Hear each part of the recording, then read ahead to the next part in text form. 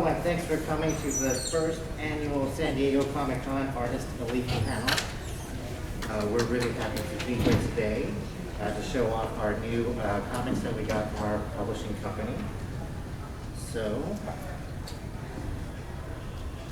today we're going to be talking about Artist Elite Presents. That's our comic book series that we have for 1 month. But first, let's get familiar with who we have on the panel. So first up over here we have Tyler Kirkham.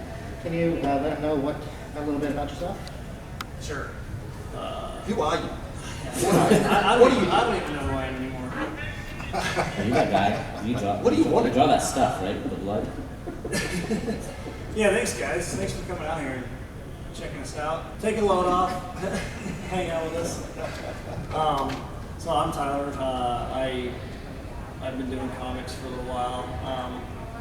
I'm one of the, I guess, founders of Artist Elite, and it's just a new way for creators to publish their stuff. Like, it's a new avenue for guys like us to share the stories that we want to do, and put them in comic shops, and hopefully you guys enjoy them. It was an idea that me and Ali Garza had.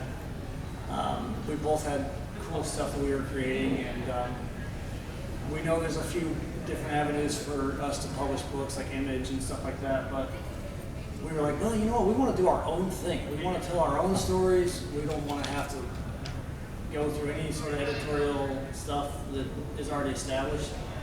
And we linked up with Sean, who was running Comics Elite, and we hooked up with Zen, who's been handling all the dirty work for us, and we just wanted to do our own thing, and we approached different creators like Ben and Chad and Ryan and a bunch of other people and said, hey, do you have any stories that you're developing right now that would be something you would want to produce in like an anthology style series? And so that's kind of how we're starting. I'm just filling you guys in on more than you asked, but I was going to get to that later. I'm sorry. Let's. I'm Tyler. Anyways. You found it. You've been doing books. Ben, can you tell us a little bit about This man can do what he wants. He's one of the founders, right? He can do what he wants. I am Ben Templesmith. I've done comics for about 20 years. One of my first projects became a made-to-motion picture you may have heard of called 30 Days a Night. I'm a horror comic guy, mostly creator-owned generally, but I've dabbled in other things. I've done a bit of everything at this point, and then a young man named Brett Booth asked me if I'd like to join this thing. Yeah, Brett Booth, he's amazing. I've never met him in person. Wish he was here. Yeah. We all do. He asked if I wanted to be part of this little thing, and I said, sure, because I like being open to new things and trying new things, because I don't like the status quo generally. And so I jumped at the chance. And I've met Tyler several times before too, so it's a miracle we put something. And most people, other artists in the group, I'm not terribly familiar with and don't know very well yet, but I think I can. We're trying to just, for me it was a chance to jump on and recapture a little bit of the anticipation and excitement that I felt when like Image Comics first started releasing their creator-owned stuff. So for me, it's a chance to join a new group of artists and do some of that with some of my creator-owned stuff. And I'm shut up now. Great. And then Sal Regla, can you tell them a little about yourself? Yes, I'm Sal Regla. I've been around the business for probably over the last 25 years. Brett Bootsinker currently on his project, The Lost Separate Prince. I was out a little bit away from the industry, but somehow I'm back in, and Brett has been kind enough to have me in his book. Great. We roped you in, didn't we, man? Sure did. I used to work with Sal like years ago at Top Cow, so it's really cool to be sitting here with him. So we did a lot of work together. Yeah, it's true. I just want to add another thing. The other day I was looking at the cover, the tribute cover that Brett did, and just those three characters. We spent, a lot of time together, exchanging ideas and over the phone over the years. But also Alejandro Garza is one of my favorite artists to ever work on. And so yeah, you worked for all three of you guys, yeah. To have your characters next to one another, and for me to have a nick, it was like a special time for me. Great. And then Chad, can you tell us what you've been working on? I'm Chad Hardin. I'm probably best known for my work on Harley Quinn. It's been a little while now. But Ali Garza and I met here at Comic-Con San Diego, and we were like booth buddies. You know, like Artist Alley is pretty stagnant a little bit. Like once you have a booth there, like whoever's next to you is gonna be next to you for years. And so Ali and I were friends, like we sat next to each other for years. And then Tyler and I both live in Utah, and there's like, what, 5 comic people in Utah? That's exaggerating. Yeah, I think, so it's like Tyler, Ryan, me, and Yeah, that's true. Sal Ludo, yeah. And anyway, so, you know, it's sort of a small world, and Ali and Tyler are like, hey, Chad, you got a book you want to do? I'm like, heck yeah, you know, so then I was in. And and so here I am, we're having a good time. Awesome. And Ryan Kincaid, They paid me to be here. So. No, I'm generally known for doing like pinup work and alternative or variant covers for different companies, or as Chad called it, what was it, the Stabby Rabbity guy? Stabby Bunny? Stabby Rabbity is a way better name. Stabby Rabbity. Yeah, it's Stabby Bunny, but I'm like, dude, you missed an opportunity. It should be Stabby Rabbity. He's coming back, by the way. And I'm not even gonna lie, I didn't get asked to be in this group. I kind of forced my way into it. I produced some books on my own as it was already, and when I found out what these guys were doing, I literally hit up Ali and was like, yo, like, I want in. Like, I want to see what these guys are doing. I grew up checking out all his work, Tyler's work, Brett's work, Chad's work.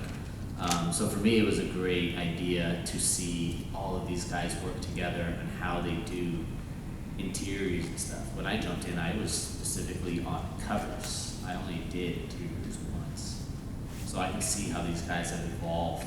And as they're putting stuff in these files we see, I can up my own game, hopefully. Because once you do a page and then you see what Ben puts in, or in most cases for us, it's what Brett puts in. Yeah. Damn. All right, I gotta do something different because Brett just knocked all of us out.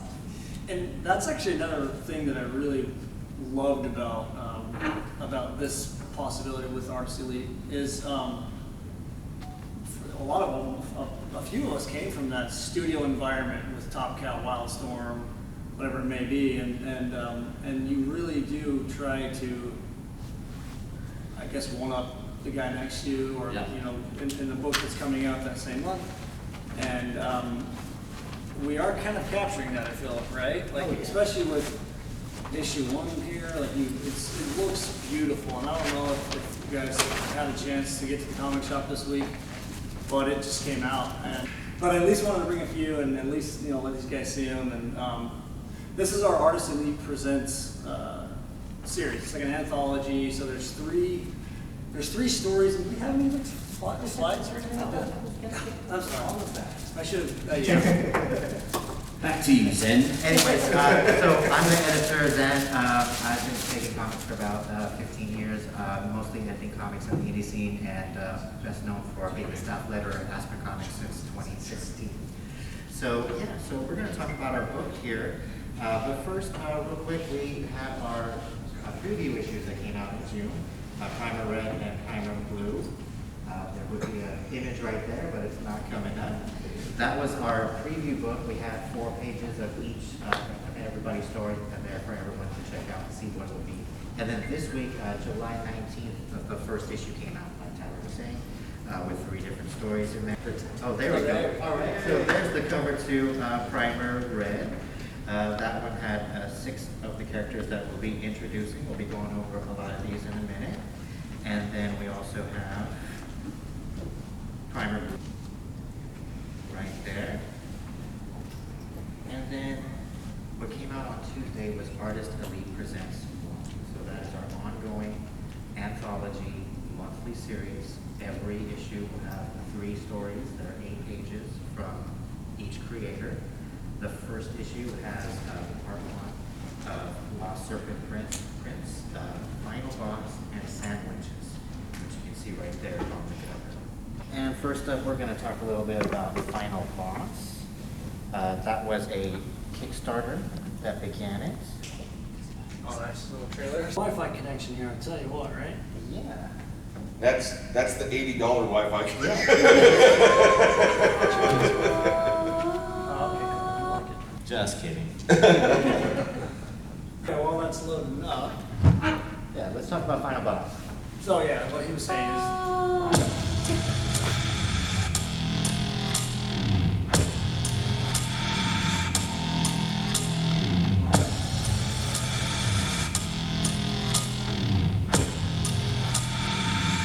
that is my creator-owned project that I'm obviously developing here. And I started with a crowdfunding campaign, and I just maybe thought that I would continue doing that, or I would pitch it around to different publishers. But then that's kind of the moment where I was like, why would I pitch this to other publishers? Why the heck wouldn't I just publish this myself?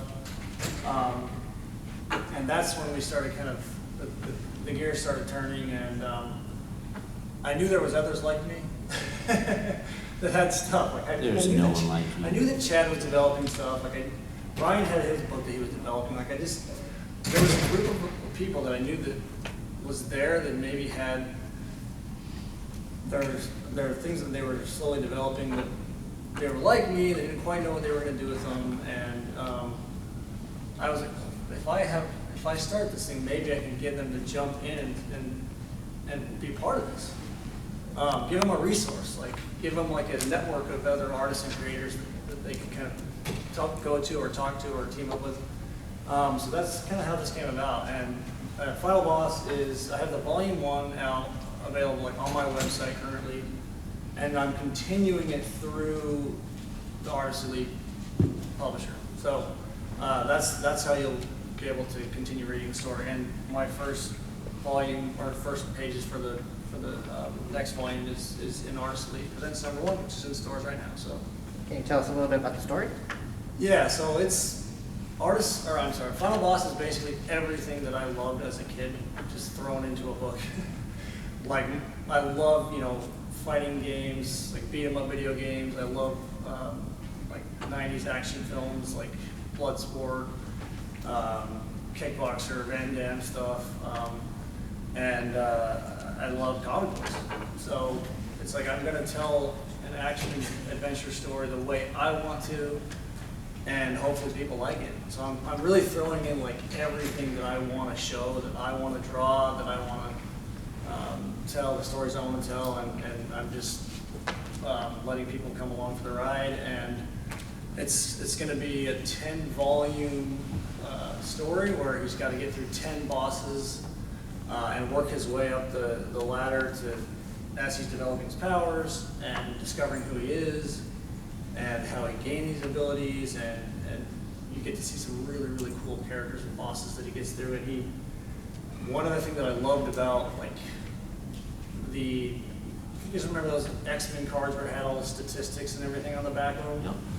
I love that. I love like the attributes, the strength, the stamina, how much they weigh. Like that's the stuff that I really wanted to do. So Tommy, who's the main character, he is leveling up, and you get to see him as he defeats a specific boss. He might gain some strength if that character is really strong, or some different abilities, or XP, I guess. And he's just leveling up, and he's trying to find out like who he is and who is the final boss, basically.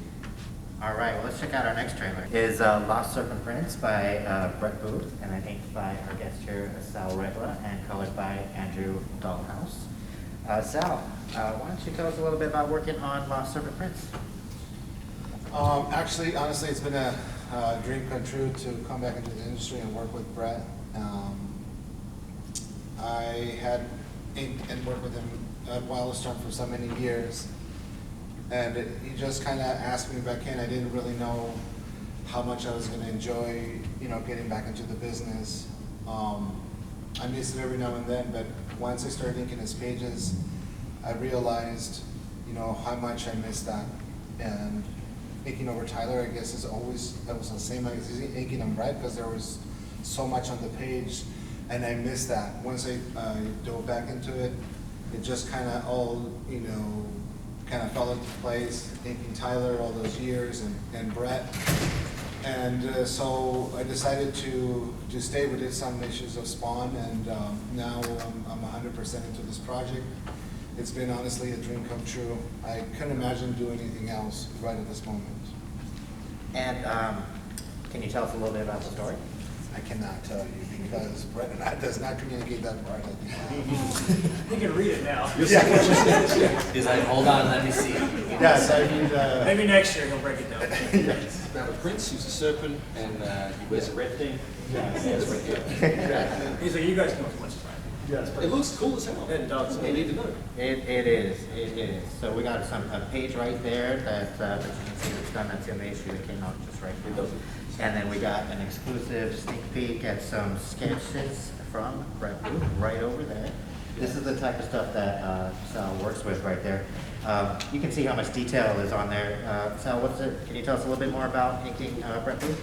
Yeah, it's very time consuming as you can see, but it's something that is just like, to me, inking Brett and Tyler, although I'm not sure if you still do this, but there's so much on the page, and a lot of people will be intimidated by that. To me, it was just, you just kind of just get loose on the work, and I know there's this hypnotic effect of driving. I don't know if you guys feel that. You just start driving from one place to another. And that's just how I feel. I enjoy it so much that I just start, I get up, I have to go pick up my kids from school, and it's just kind of a drag, you know. Oh no, I have to go pick up the kids, I just want to get back and get to it. There's a lot of detail. He's very kind in terms of what he allows me to do. He allows me to interpret his work and put new twists and, you know, because there's so much on the page, I feel like as if I inked everything the same way, it would just be like a giant pattern. So just to kind of break it down a little bit, if in terms of the rendering, I try to use different lines and different techniques so that it'll fool, you know, the page. It's just a true joy to work with him. He's a very nice guy as well. If everybody should get to know him, he's very humble, and I'm really happy that he has achieved the status that he has because he has worked so hard for a long time in the business. I remember, you know, breaking into the industry. I think I was the third or fourth guy that Jim Lee hired at Wildstorm. So through all this time, through the nearly 30 years now, it's been a great experience working with him. I'm still I'm gonna try to bug Tyler right now here to get a piece for me so that I can ink it. Nice. Yes. Yeah, it's funny as you talk about Brett. Like I think probably everyone here, and just obviously all of us, like we have been dying to see another creator-owned book from him. You know, we all love like Backlash and stuff like that. And so I was like, I feel like we got so lucky, like because he had this book that he was working on. He's got tons of material already done. So he like could have went out and published it tomorrow or whatever, you know what I mean? And I think we just got kind of lucky on approaching him and him just being willing to let us produce the books for him. So because he's got a lot of really amazing stuff that we've seen already. So and he's got other stuff that he wants to do too after this. So that's what I'm excited about. You heard it here first. Yeah, I'm excited to see I'm excited for you guys to see it. So. All right, and then I also have to mention Sandwiches. That was the third story in Artist Elite Presents #1. That was by Ali Garza and colored by Sanju. This is an amazing cover done by C.C. Dela Cruz. And then we're going to get into issue #2 next. Here's another page of Sandwiches. This is the cover right here that Tyler did with colors by C.C. Dela Cruz. We have Dark Skulls. Freddie Williams Belong, who I have to mention, could not make it here today. He was planned to be here, but he couldn't be here. But his story is in issue 2, as well as Ryan's Seraph and the Seven. That's the first time I've seen that as my own character drawn by someone else. I'm not used to that. That's amazing. It actually looks good for a change. Why are you saying these guys? I know, that's what I need to be doing. Our goal is for me and check the email. Ali Garza to do a cover for each issue.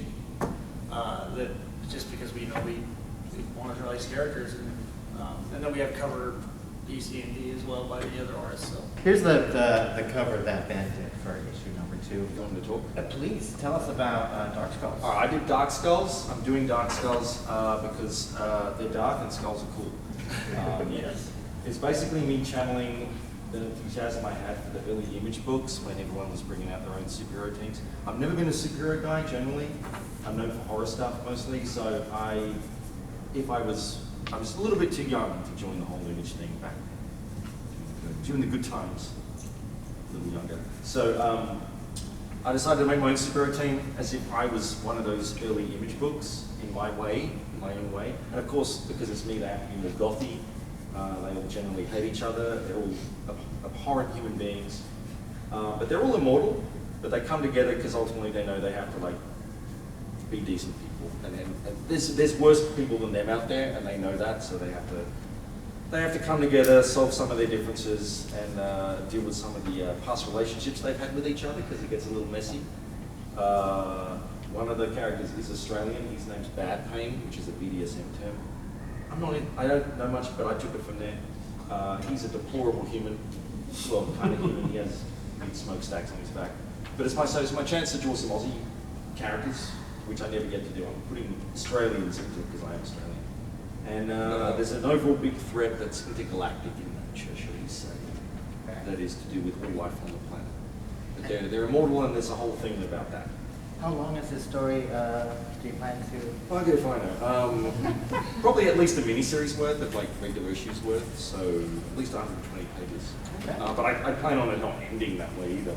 There'll be more more stories, more villains. Yeah, I can't wait to introduce the villains. So yeah, the good guys look bad enough. So that's they're all generally from different parts of history. So that's Mirrodin, which is he's actually Merlin, the original guy who was Merlin. Oh, cool. But he's that ancient, he's mostly just skull and bones now. But he's held together by magics, and some life force and magics of the planet. So, cool.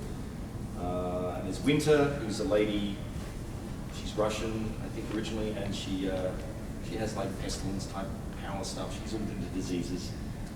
Bad Pain is just a brute, strong guy. He's my version of Lobo, and the Hulk rolls into one.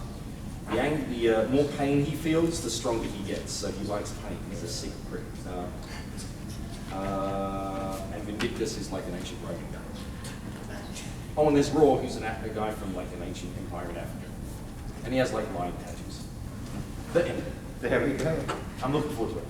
So here's Freddie's cover for issue number 2 for Belong. This is some of the character sketch from him right here. And then also we have in issue 2, Ryan Kincaid's Seraph and the Seven. Ryan, can you tell us a little bit about Seraph and the Seven, please? Sure. I'm trying to figure out if it's Seraph or Seraph now. Oh, Seraph. I think it's Seraph. Yeah. But because it actually means angel, so it could be Seraph. Well, I think of fonts when I think of Seraph. I don't know. What? And this is the cover right here. It's Sarah for Well, in LA. Because there's no hurricanes in Utah. So I already produced a couple books, and when I bribed Ollie to let me in, he was basically, you can't do what you're already doing. You have to create something new. So I was looking at what everybody else who was on the roster, because at this point we have no idea what anyone's doing. Except for I think I knew Tyler was continuing Final Loss. And I was sitting with Ollie at a show, and he was like, here, this is what I'm doing, and showed me Dylan, who looked like a big pickle. But you look at the roster, and you're like, Brett Booth, superheroes. Tyler Kirkham, superheroes. Ollie Garza, known for superheroes. Chad Hardin, Harley. Sort of a superhero. Someone on there. So I was like, okay, I'm not going to be the idiot that jumps in and does more superhero stuff, because then you're definitely low man on the totem pole. I knew Ben's worked with all the horror stuff, and I honestly kind of got tripped out. And I did superheroes. Superheroes. You figured I had a chance. It threw me off when I saw Freddie was doing his book, because it's got a lot of the darker tones. There's zombie dogs stuff. I was watching all sorts of different shows at the time. I got stuck on Supernatural. I never watched the show before. And my wife and I were sitting there talking, and she basically was like, why don't you do something a little more on that line? I don't really dive in with religion and stuff, but I basically was thinking, okay, if there's one person, like one last hope to come in, we're gonna call him Luke Skywalker. Seraph is basically like the last of the first angels created. Last line of defense. There's no, well, we're not gonna say God or whatever, but he's the first ones made. He's the last ones they put in. Lucifer is letting loose the seven deadly sins, but they're people, they're personified.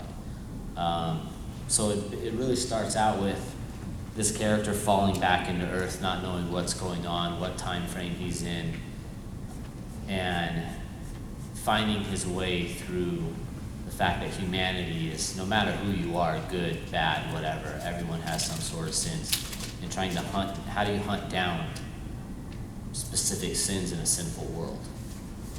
So you follow him in the first issue, without giving too much away. He's gonna go after one of the sins finds him, and you realize he's really not much more than a mortal until he finds certain things that make him this ultimate angel. I mean, I can go on, but I'll stop to You know, we are getting to like the 15-minute mark, so we need to get to Chad right now and let him talk about some Death Watch for us. What? Or we can just let Ryan. No, we're good. So, DC, worked for DC for 14 years, and the whole time working at DC, they just tell you what you can't do. You can't do sci-fi, you can't do fantasy. I've been to so many meetings where they're like, we want properties like Lord of the Rings, Harry Potter, and Game of Thrones, but you can't do fantasy. And I'm like, who hired these people? You know, anyway. And it's funny though, because you're in the meeting, you're looking around, you're like, this is the stupidest thing I've ever heard. But everyone's in the meeting just like, if we get through this meeting, we can have drinks afterwards. So, you know, and don't get me wrong, I love DC, they've treated me very well, but this is my chance to basically do a comic where DC Legal doesn't step in at the end of the day and basically strip it out of everything that's fun. You know, Jimmy and I have been trying for years to get a black label Harley book with all the jokes that were intact before DC Legal got a hold of it. But so this is just like, I'm gonna do everything that DC didn't let me do. And I'm working with my friend Jared. We've been kicking around this idea forever. We're both huge Castlevania fans, and we're like, what if we went and did sort of like a mashup between like Castlevania, Hammer Horror, and we just put everything in it that we want to put in it. And it's going to be completely over the top, lots of gore. Yeah, it's going to be a hard R. So Hard and R. that's right. That's what I'm going to call my fan group, the hard-ons. Danny's like, I'm out. Oh, yeah? Oh, okay. You know what, though? That slings out of, no one says that anymore. That's right, we can do it. Anyway, so we're telling some classic vampire tales, and we're putting just a little bit of a spin on it. I don't know if you've ever watched the old Hammer Horror, Tales of Dracula, whatnot. Everything gets solved when, you know, the priest shows up and, you know, the vampire just sort of crumbles. We're playing it a little bit differently where religion really doesn't have power over these forces. So I guess you could say it's going to be a little bit more secular, but you'll see how the mythos behind like things like the crucifix and its ability to banish vampires, like how that all sort of creeps into the lore. So anyway, it's almost like just our version of vampires. And that will be the first arc, and if that does well, that first graphic novel does well, we have other monsters. We have werewolves, we have demons, we have whatever, so that's the plan. Nice. So this is the cover Ali Garza did for issue number 3. So that has part 2 of Lost Serpent Prince. So come back for part 2 of Lost Serpent Prince in issue 3, which will be out September 27th. Like I said, we have Death Watch in there, and we also have the debut of Jordan Gunderson's Apotheosis. And then after that, the following month, we'll have issue 4. So issue 4 will have the return of Final Boss, part 2. It will have the return of Sandwenches, part 2, and the return of Seraph and the Seven, part 2.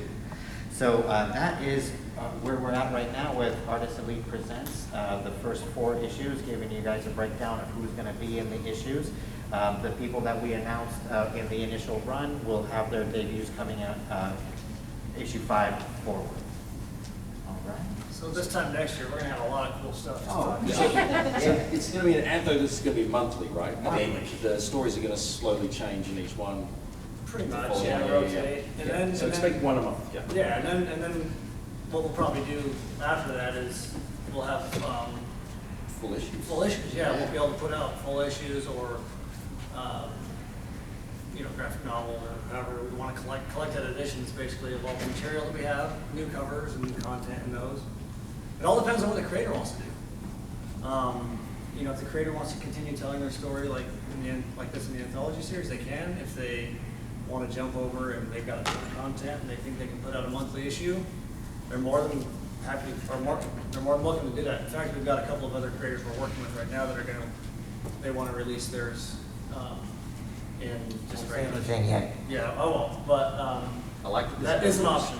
That is an option. You know what I mean? So we have we're very open to working with creators, however fits them best, really. All right, so we're pretty much at the 10-minute mark. Do you guys want to add anything before we try to maybe entertain some questions? No, I think we should probably use them. Pre-order the books. It's really important. Yes, Oh, yeah. Definitely.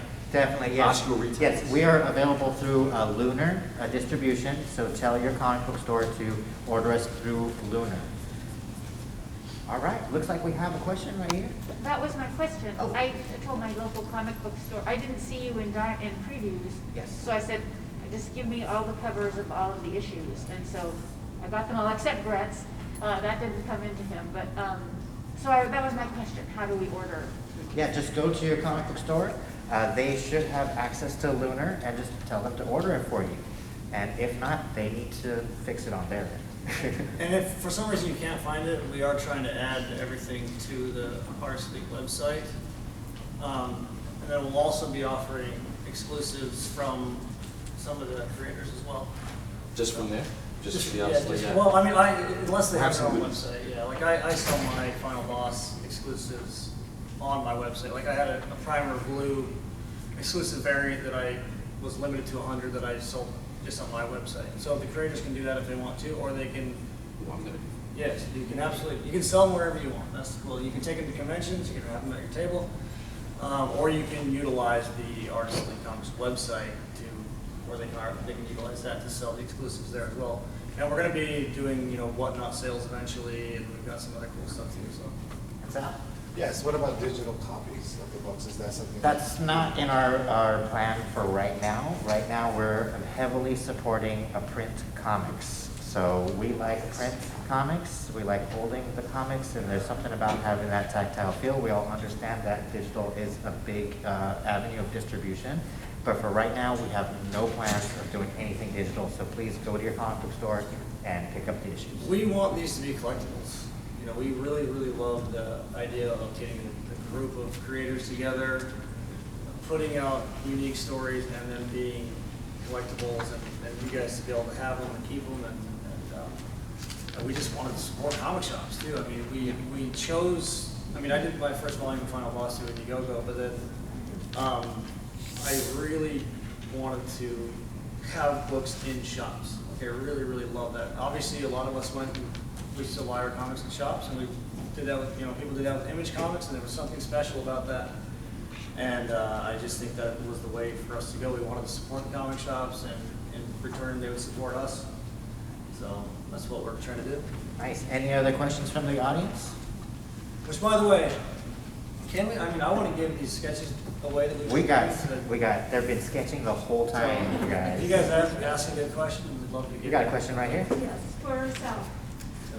The way the industry's been evolving, how do you feel about the digital inking versus the traditional? We were just talking about that. Yeah, well, for me, I don't think that there's any way I could go back to traditional inking because I like the medium so much that to be able to ink digitally. I know that for some people it's an issue because then you're not able to have resale value on your work, but for me, it's very versatile. It's easy for me to go to my son's soccer game or to my daughter's play and fill in backgrounds or do some issues. So